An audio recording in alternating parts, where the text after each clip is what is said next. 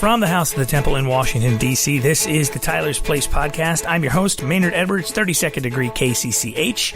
And thank you for joining us. You can email me anytime, podcast@scottishrite.org, and look for me on SR Chirp and the Scottish Rite app, both of which are available for free in your app store now, alongside the Scottish Rite Journal app, where you can read the Scottish Rite Journal back issues, current issues, right now on your smartphone or tablet. So go to your app store, grab those as well, and don't forget to ask if your valley has an app. If you need to update your Scottish Rite information, you can do so by going to my.scottishrite.org. Make sure we've got all your latest contact information so we can keep in touch with our brothers all the time. And if you've never done it before, go there, do that now. You will get a free ebook called Is It True What They Say About Freemasonry by Art DeHoyas and Brent Morris. It's a great book. It's yours free if you go and update your information at my.scottishrite.org. Jumping into the show, it has been a busy week here at the House of the Temple. We've had visitors from all over the world, and I had an opportunity to talk to a lot of them. The front line of the folks that talk to the visitors here at the House of the Temple are our interns. They do all the tours. They handle VIPs. Great group of young people from many different colleges around Washington, D.C. And it was really exciting to sit down and talk to John Leonard.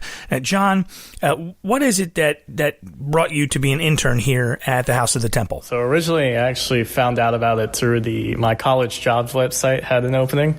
I knew a few Masons through my college fraternity, so I thought, I'd go ahead and check it out, and applied and just click its email back, and I thought, this is a good opportunity.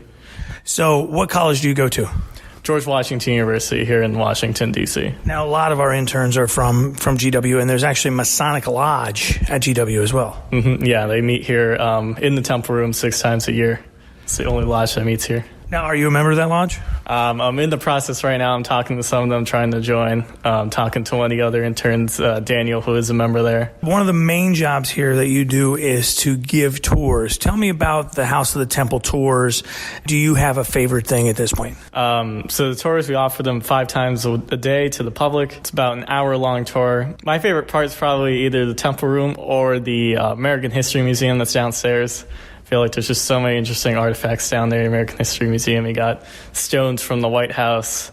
You have flag from the moon. Yeah, flag from the moon. A gavel from the burnt wood of the White House, and Harry Truman's collar of his 33rd degree collar. One of the reasons I wanted to bring you down here, we've got a group of great interns, and I've had a chance to meet several of them, and I run into you guys in the halls a lot. But a couple of weeks ago, I saw you giving a tour, and I overheard you. I think you were speaking in Spanish and giving a tour in Spanish. That's pretty cool. Yeah, it was just sort of spur of the moment. One day, we had a few people from Latin America come in, and they could only speak Spanish, and I grew up speaking Spanish at home. My mom's from Colombia, so I decided, I'll give it a shot. And just after a few tours, things started to gel pretty well. So now whenever we have people coming from Latin America or Spain, I give them the Spanish tour. That's really cool, because one of the focuses on this particular episode of the Tyler's Place podcast is we've had folks visiting here. We had a brother stop by from Germany, and he just, happened to be wandering by. We weren't even open. We were giving private tours during a convention that was in town, and he stopped by, but he's a Mason, so we let him in and, got to talk to him. And we had a brother just last week from South Africa. So, I don't want to advertise and say we've got multilingual tours available all the time, but when you're here, at least we can offer that sometimes. Yeah, definitely.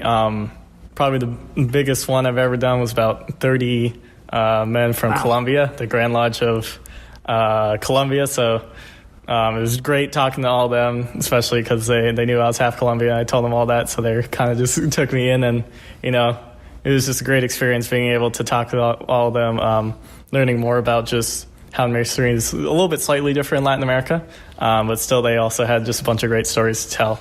I want to thank you for making that so that we can offer that. Obviously, we can't advertise, hey, we've got bilingual tours available all the time. But, the fact that when it's available, we're making it possible for people to come here and understand the House of the Temple in their native language. It's a really neat thing. So thank you for doing that for us. What do you want to do? I hate to ask it this way, but what do you want to be when you grow up? What's your plan after college? I'm not entirely sure right now. I'm doing political science. I'm supposed to graduate in May. Beyond that, just trying to figure things out once I'm done. Hopefully just find something here in the city, some kind of legislative work, but who knows where I'll end up being. Do you think you're going to stay in Washington, D.C.? Yeah, I'm pretty sure I'm going to stay here, hopefully. Yeah, but if you're from Miami, man, it's already 30 degrees outside. That's got to be culture shock for you. It's pretty cold, but I'm willing to bear through it just to be here. Well, thank you for all the work you do here at the House of the Temple. If folks are interested in the House of the Temple internship programs or in tours, the best thing to do is go to our website, which is scottishrite.org, and find out about it. There's all the details and information there, and you can always write to us at podcast@scottishrite.org for more information if you want to end up like John here and do tours and things of that nature. So I'm going to let you get back to work and get back on the tour. But thanks, man, so much. Of course. Thanks for having me. It's after hours at the House of the Temple. There are a couple of VIP events going on and just some random things happening, but we're closed for tours right now. However, we saw this man looking through the door and peeking in and stuck a hand out to say hello. Turns out he is a Brother Mason. And Brother Martin, you are from Germany, is that correct? Yeah, that's right. But you're a member of the Swedish Rite, you said? Yes, I'm a member of the Swedish Rite. We have different rites in Germany, like for instance. We have also American Canadian Grand Lodge, and the Swedish Rite is if you want, it's very Christian. I have heard that, and I have also seen your regalia that is worn by many of the brothers who come to visit here for our biennial session. And your regalia is beautiful. It is some of the most beautiful I've ever seen. So, where does that come from? Are your lodges very ornate? No, quite not. If you enter our temples, they are not so beautiful designed like yours, for instance. It's very reduced. We have, it depends on which level you are. For instance, we in Germany, we wear a hat, like the French guy said, a chapeau claque. You know, this black one, yes. Cylinder, yeah? And we wear one just like that. Okay, yeah, so that's very special. I used to work in a lodge in Berlin. They do not wear hats because they had, in the Cold War, they had no hats there. That's, for instance, a difference which always is very significant when strangers or brothers from abroad visit us. Besides that, we have, like you, the bijou. We wear black suits, white ties. Wow. So you said that, and if I misunderstood you, you doesn't go to the 32nd or 33rd degree like we do here at the Supreme Council of the United States, the Southern Jurisdiction. It goes to 11, is that what you say? Yeah, actually it goes to 10. The 11th degree is like commander from the Red Cross. It's a knight commander grade connection with honored. So it's an honored degree. It's not necessarily a degree. So that's very much like our 33rd. Yeah, you can compare it. You become a member of something higher, special, and that's not for every brother if you want.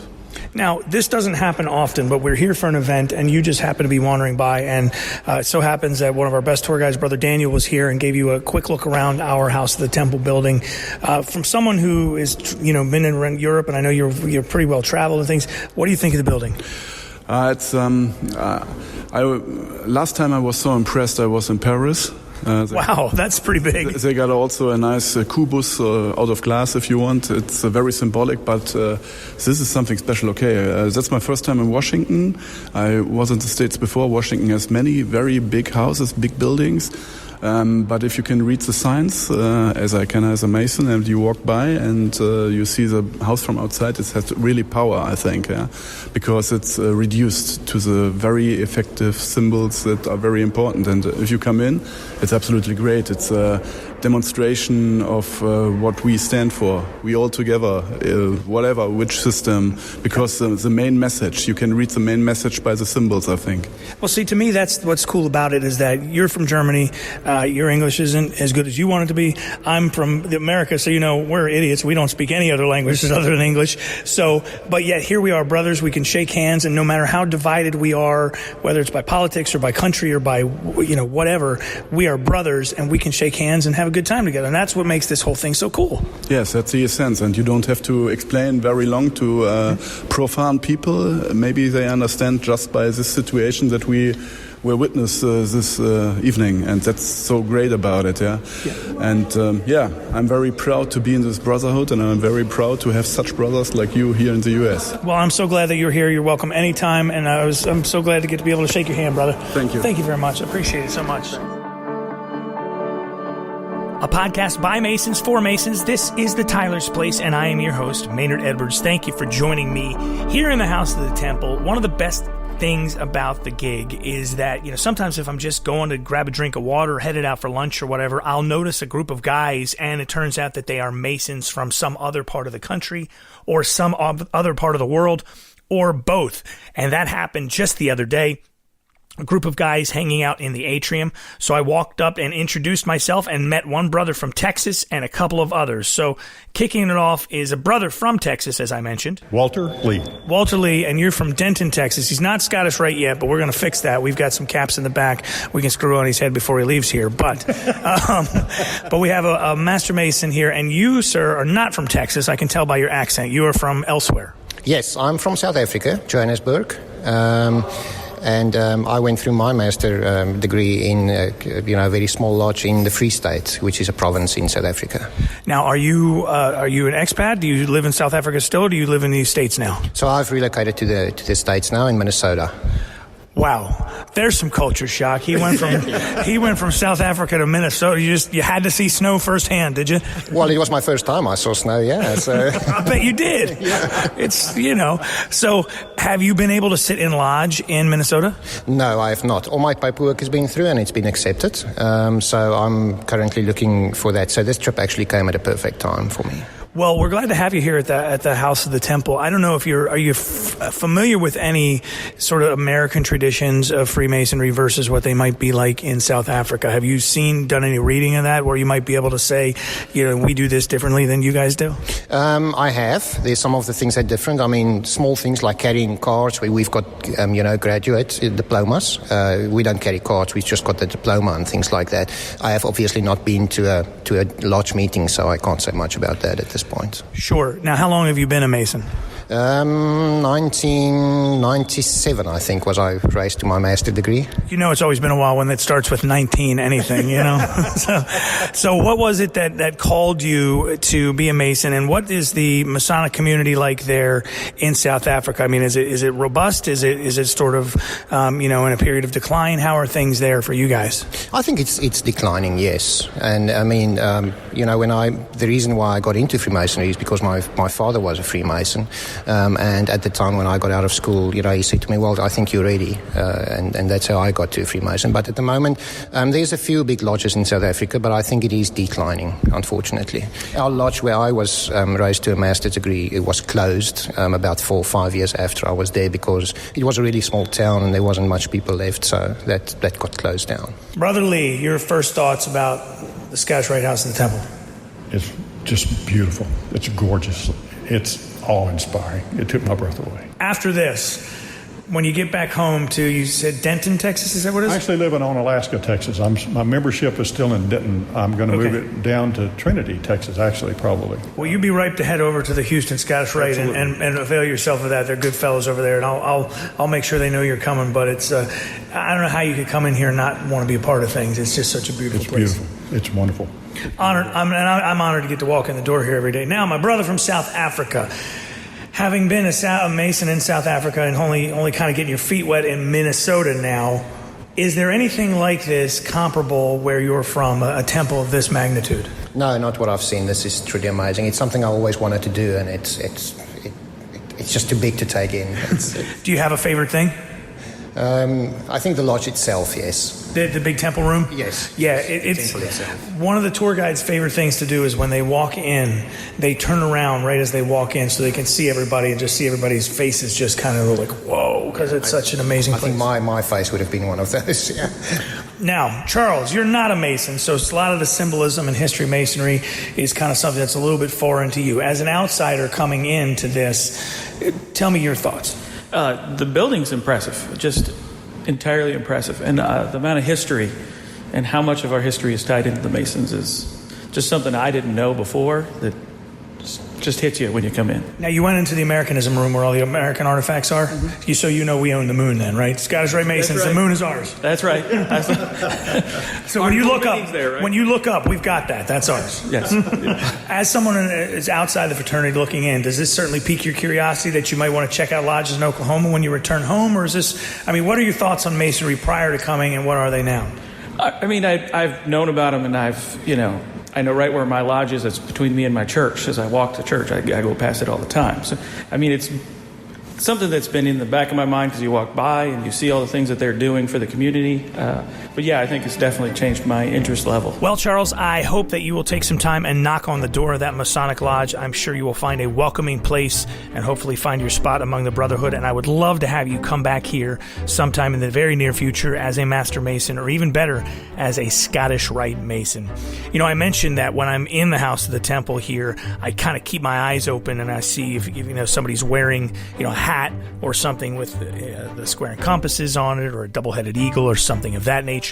And often I will see men with, military stuff on. They'll have on a T-shirt, and they'll also be wearing, something Masonic. So I always think, oh, this must be somebody who's in the military and a Mason, which is always such an honor to meet those guys. And I saw one young man walking around the temple just the other day. He had some Marine Corps stuff on, also had a couple of square and compasses on. So I walked up and introduced myself to this young man, and his name, Jordan Ussel. Now, Jordan, two things just happened. You just got raised, and I understand you just got back from the Marine Corps? I did, yes. You got back from basic? No, so I've been in the Marine Corps about 3 years. Okay. 3 years now. Thank you for your service. Thank you. I'm home on leave, visiting family and friends before I ship out, deploy again. Your thoughts on Masonry now? You've just been raised, and now you've come to the House of the Temple. So I'm from Baltimore, Maryland. I always knew my Uncle Lenny was a Mason. Then my father became a Mason. I introduced them. Your father, Phil, who's a good friend of mine. Phil Scott. And then I shipped out to the Marine Corps and eventually ran into a brother in Hawaii. And I had the time, and I was raised in Hawaii.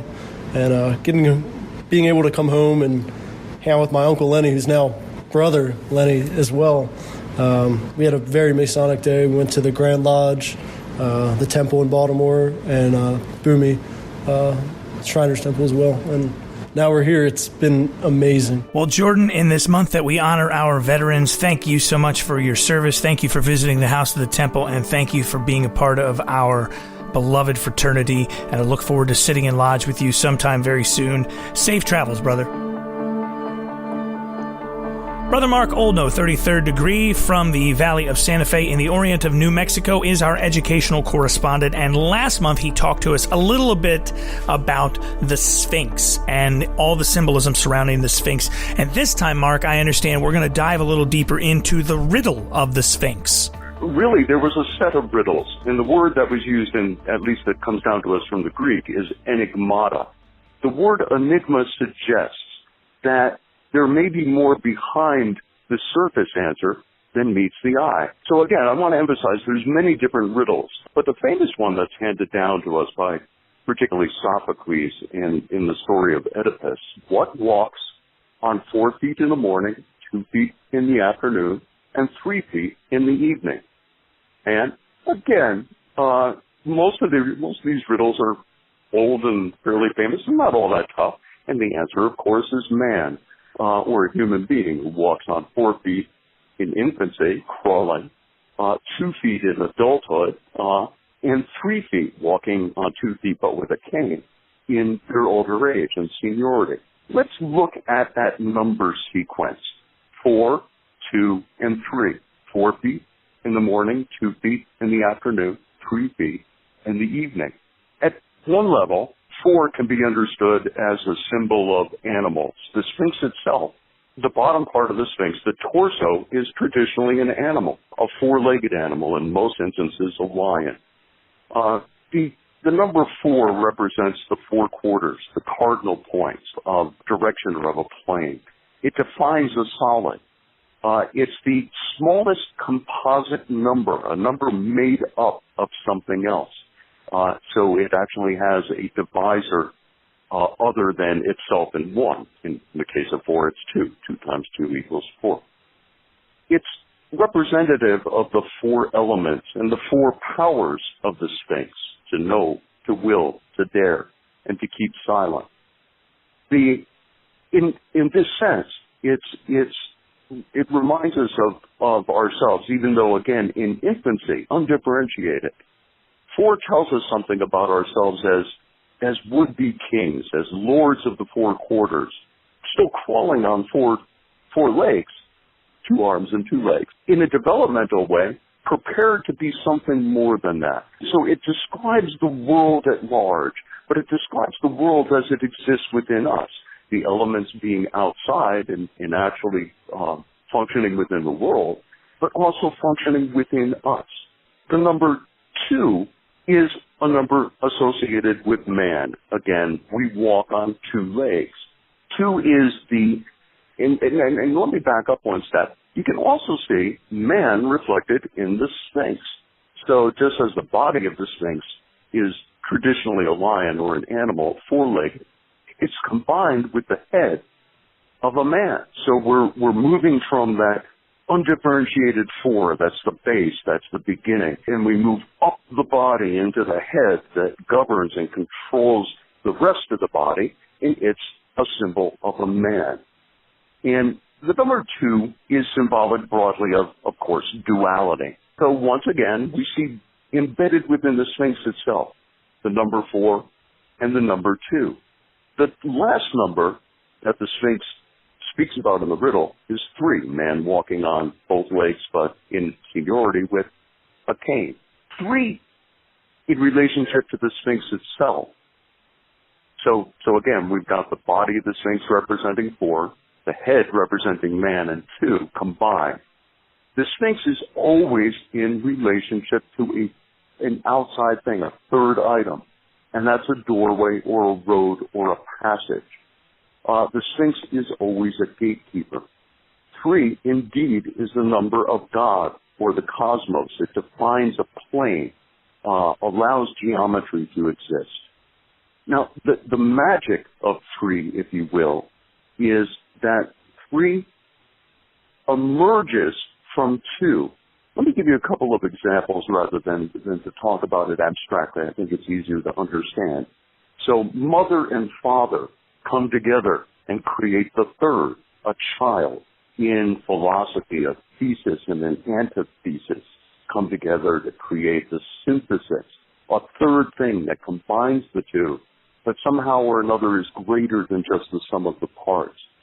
So 3 is very much the number of development, a number of wisdom, of taking parts and making something greater than it is. So when Oedipus encounters the Sphinx, and the Sphinx asks this riddle, it's really saying something more than just about how man walks, but how man is in the world and how he develops. We start as children, but indeed children can be understood as being representative of all of our potential, of everything that we could grow and evolve into. The 2 representing man in his prime represents the most basic back and forth force. Indeed, when we walk, that's what we're doing. We're moving one leg after another. It's a synodal force. And last but not least, 3, this number of really a procreation, and ultimately, as such, as wisdom. That's Brother Mark Oldknow, 33rd degree, our educational correspondent from the Orient of New Mexico, Valley of Santa Fe. If you've got a topic that you're interested in having Mark take a deeper look at, send us an email, podcast@scottishrite.org. This is the Tyler's Place podcast. I am your host, Maynard Edwards, 32nd degree KCCH, and we're here in the glorious and beautiful House of the Temple in Washington, D.C. And joining me now for Tyler's Trivia, the one and only Arturo de Hoyos, Grand Archivist, to dive into the trivia question from last month. What is the meaning of the T over top of the H in some Masonic regalia? That's correct. And what's the meaning of that is actually the Latin words templum Hierusalem, or the Temple of Jerusalem. Right. And that's a common feature found on royal arch aprons, commonly. But you might find them on other pieces of regalia. But that's what it is, a T over H. Some people call it triple T's, but it's really not. It's a T over an H. And when we look at old manuscripts or old rituals, it's actually spelled out that way as the Temple of Jerusalem. Excellent. I know we've had a bunch of answers. I saw the email box fill up, and I will dial into those and pull out a winner here. And let's grab a question for, November of 2018. My gosh, November's halfway done already. Yeah, right? All right, let me think. Okay. Moses Holbrook was one of our most important Grand Masters in the early days of the Scottish Rite.